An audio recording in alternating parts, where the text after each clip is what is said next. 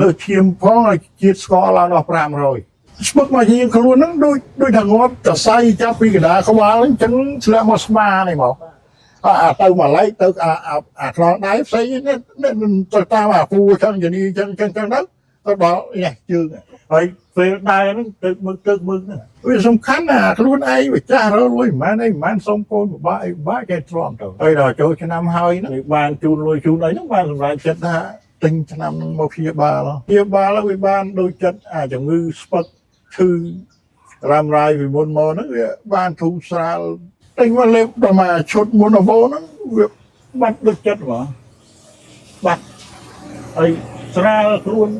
ទុកចិត្តត្រង់ថាបើទូរស័ព្ទទៅឃើញបងប្អូនយើងផ្សព្វផ្សាយគេមិនមែនកុហកអីណាមិនមែនតែស៊ីឈ្នួលក្រុមហ៊ុននេះណាទេគេនិយាយតែពិតត្រង់ថាថ្នាំហ្នឹងលេបទៅព្យាបាលទៅក្នុងខ្លួនមានរោគស្ពឹកមានកលឹះមានកលាក់អីសរសៃទៅសោមអីនេះព្យាបាលទៅជាបានខ្ញុំជឿនេះវាលេបទៅវាលេងពីឆ្អឹងជំនាញជុបអានេះមុនហូបលេបទៅដូចយើងឆ្កឹះដូចឆ្កឹះសរសៃចឹងយើងឈឺទៅដល់អស់វាឈឺទៅលេអីបងបាទលំរកបាទអីបានហ្នឹង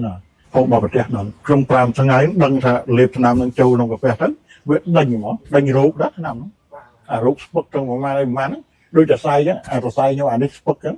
វាដូចឆ្កឹះចឹងណាដូចឆ្កឹះសរសៃនឹងឲ្យរស់វិញចឹងថាថ្នាំហ្នឹងវាព្យាបាលខាងក្នុងហ្មងខ្ញុំជឿមែនតើជឿត្រង់ថាបើមិនជឿអីបើខ្ញុំជឿខ្ញុំលេបទៅបាត់ខ្ញុំសូមជម្រាបដល់បងប្អូនតែមានជំងឺអាការដូចខ្ញុំស្ពឹកមកជាហៀងខ្លួនទឹកនោមផ្អែមជាតិស្ករឡើង500ខ្ញុំទិញវីហូបនេះមកជាវីហូបមកលេបបានបាត់ដូចចិត្តចឹងសូមបងប្អូនដែលមានជំងឺហ្នឹងណាកុំឲ្យអស់លុយច្រើន